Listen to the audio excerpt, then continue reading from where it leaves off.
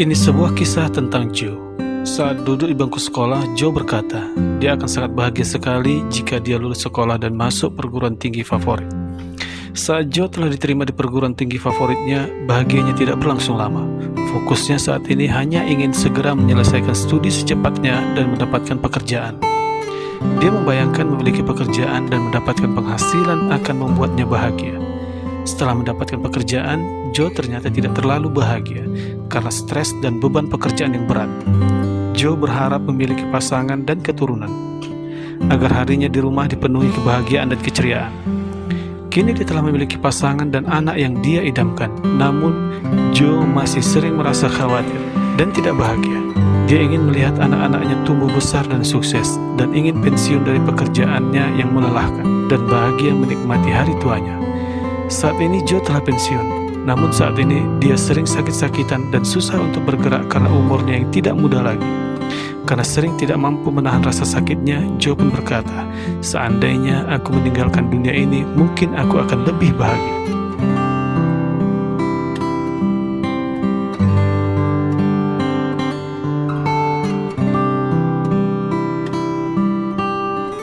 Kisah yang baru saya ceritakan tadi adalah sebuah kisah fiksi tentang seseorang yang bernama Joe. Namun kisah ini banyak merepresentasikan kehidupan yang ada di sekitar kita, atau mungkin itu merepresentasikan kehidupan Anda sendiri. Ada banyak dari kita yang meletakkan kebahagiaan pada kata jika atau seandainya. Seandainya saya sukses, seandainya saya memiliki rumah mewah, seandainya saya memiliki kendaraan sport, dan lain-lain sebagainya. Namun, jika hal tersebut tidak pernah Anda capai, apakah Anda tidak akan pernah bahagia? Banyak dari kita berusaha sangat keras mengejar kesuksesan demi sebuah kebahagiaan. Sehingga tanpa disadari, kita banyak sekali melewatkan hal-hal penting dalam hidup yang ada di sekitar kita. Perkembangan tumbuh kembang anak, melewatkan perhatian kepada orang tua, kehadiran keluarga, dan lain sebagainya. Padahal di setiap detik yang kita lalui tidak akan pernah terulang dan kembali lagi. Sean Akar, berdasarkan penelitiannya di Harvard University, mengatakan bahwa kesuksesan tidak menjamin kebahagiaan. Justru sebaliknya, kebahagiaan lebih fundamental daripada kesuksesan. Kebahagiaan adalah pusat, sementara kesuksesan berputar mengelilinginya. Seperti bumi yang mengelilingi matahari, kesuksesan bergerak mengikuti kebahagiaan sebagai pusatnya. Bahagialah saat ini, detik ini, mulailah dengan tersenyum. Lalu, bagaimana cara mengukur tingkat kebahagiaan seseorang? Kebahagiaan tidak seperti berat badan atau tinggi tubuh yang bisa diukur dengan skala angka. Kebahagiaan melibatkan perasaan yang terkadang tidak bisa diungkapkan dengan kata-kata. Pertanyaan ini rupanya mengusik benak para ilmuwan di Universitas Harvard. Dalam kurun waktu 75 tahun mereka meneliti apa yang menjadi penentu utama kebahagiaan seseorang manusia. Penelitian jangka panjang itu disebut Grand Study. Hasilnya, resep bahagia ternyata sangat sederhana. Hubungan yang baik dengan sesama manusia membuat hidup lebih bahagia dan lebih sehat. Demikian kesimpulan yang dituliskan di akhir penelitian.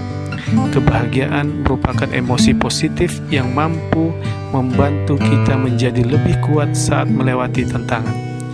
Kebahagiaan membuat kita memiliki semangat dan fokus yang tinggi. Kebahagiaan juga merupakan motivasi dasar yang mendorong kita melakukan hal terbaik yang bisa kita lakukan. Pendiri The Happiness Institute, Dr. Tim Sharp mengatakan, orang yang bahagia biasanya akan selalu sukses dengan apa yang sedang mereka lakukan. Orang-orang bahagia cenderung lebih sehat. Mereka hidup lebih lama, mereka lebih sukses di tempat kerja, dan memiliki kualitas hubungan yang lebih baik. Orang-orang bahagia lebih baik di hampir semua hal. Bila dibandingkan dengan mereka yang mengalami depresi atau yang tidak bahagia, tentunya dalam hidup ada saatnya kita mengalami naik turun emosi atau saat-saat terpuruk dalam dan merasa hancur. Namun jangan berlama-lama dalam situasi tersebut. Segera ubah emosi negatif tersebut dengan melakukan berbagai hal positif. Misalnya mengucapkan syukur atas apa yang terjadi hari ini. Luangkan waktu sejenak untuk menyadari bahwa Anda lebih beruntung daripada yang mungkin Anda sadari. Mendengarkan musik bertema positif, berolahraga, meditasi, berafirmasi, atau hanya berjalan-jalan di sekitar lingkungan rumah Anda. Salah satu hal positif lainnya yang dapat meningkatkan kebahagiaan kita adalah dengan memaafkan orang lain. Menyimpan dendam hanya akan membuat kita semakin tertekan dan tidak bahagia. Ini dapat menjadi penghambat untuk kita bergerak maju dan mencapai tujuan yang kita miliki. Penelitian lain juga menunjukkan bahwa kebahagiaan karyawan berimplikasi kepada peningkatan produktivitas kerja. Sebuah studi yang dilakukan para ekonomi Universitas Warwick menemukan bahwa kebahagiaan mempengaruhi kenaikan produktivitas sebesar 12%, sedangkan pekerja yang tidak bahagia terbukti 10% kurang produktif. Demikian pula para peneliti di Wharton Business School menemukan perusahaan dengan karyawan yang bahagia mengungguli pasar saham dari tahun ke tahun. Tim peneliti menemukan bahwa kebahagiaan manusia memiliki efek kasualitas yang besar dan positif terhadap produktivitas. Emosi positif dapat meningkatkan semangat kerja. Kata lain, menunjukkan bahwa karyawan yang bahagia 10 kali lebih jarang sakit daripada karyawan yang tidak bahagia. Sedangkan para sales yang bahagia menghasilkan penjualan 37% lebih besar. Mengapa kebahagiaan bisa berimplikasi pada produktivitas dalam pekerjaan? Peneliti mengungkap beberapa alasannya. Kebahagiaan membuat mindset seseorang positif. Orang yang tidak bahagia adalah orang yang cenderung negatif dan hanya akan memandang masalah sebagai kesulitan.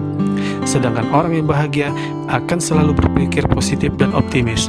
Orang yang bahagia akan melihat masalah sebagai peluang untuk melakukan hal-hal yang positif. Hal ini disebabkan karena mereka tidak berfokus pada keterbatasan yang dimiliki, tetapi lebih berfokus pada kemampuan yang dapat dikembangkan.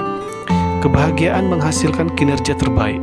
Bekerja yang tidak memiliki kebahagiaan di tempat kerja menyebabkan mereka selalu mengeluh dan membicarakan hal-hal yang tidak disukai.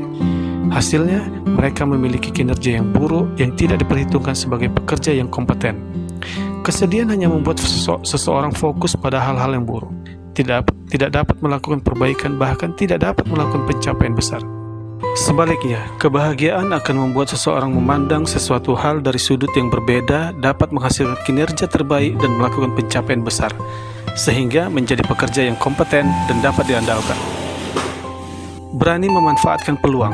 Sebuah penelitian membuktikan bahwa orang yang memiliki kebahagiaan lebih berani dalam mengambil peluang. Mereka tidak ragu mengambil peluang yang ada di depan mata. Sementara orang yang tidak bahagia hanya akan bersikap pasrah dan tidak berani membuat terobosan dan membuat perubahan apapun. Lalu, jika kebahagiaan benar-benar merupakan kunci sukses, bagaimana cara memperbaiki diri dan mulai bahagia? Sebuah uji coba jangka panjang terhadap 700 lelaki dan pasangannya dilakukan oleh ilmuwan dari Harvard University. Direktur penelitian Robert Waldinger memaparkan temuannya di panggung talk bahwa kunci kehidupan yang bahagia adalah kekuatan hubungan dengan keluarga, sahabat, dan pasangan. Para lelaki yang menjadi responden dalam penelitian ini menunjukkan mereka yang mempunyai hubungan erat dengan keluarga, sahabat, dan komunitas cenderung lebih bahagia dan lebih sehat daripada mereka yang hubungan sosialnya tidak begitu baik. Selain lebih bahagia dan lebih sehat, mereka juga cenderung lebih panjang umur dibandingkan orang yang hidup kesepian. Hal ini juga didukung oleh penelitian yang dilakukan pada tahun 2014. Diterbitkan dalam jurnal Social and Personality Psychology Kompas. Terungkap bahwa kesepian bisa mempengaruhi kesehatan mental, tidur, dan kesehatan secara umum yang pada gilirannya meningkatkan risiko sakit. Kunci kebahagiaan yang kedua yaitu memiliki kualitas hubungan yang baik dengan pasangan. Kualitas hubungan mempunyai dampak sosial yang lebih besar terhadap kesehatan sosial dan psikologis. Bukan hanya tentang mempunyai pasangan hidup yang penting, karena apabila pasangan yang sudah menikah namun tidak memiliki hubungan yang baik, sesungguhnya mereka tidak lebih bahagia dibandingkan dengan orang yang tidak menikah. Hubungan yang baik dengan pasangan juga mencegah penurunan kesehatan mental. Yang dilakukan pada tahun 2013 yang diterbitkan dalam jurnal mengungkap bahwa orang yang menikah tanpa bercerai atau tanpa masalah sampai umur 50 tahun ternyata mempunyai kinerja memori yang lebih baik dan mempengaruhi menurunnya risiko demensi. Semua penelitian pada dasarnya mengungkapkan bahwa hubungan yang kuat dan baik sangat mempengaruhi kebahagiaan dan kesehatan seseorang. Terima kasih.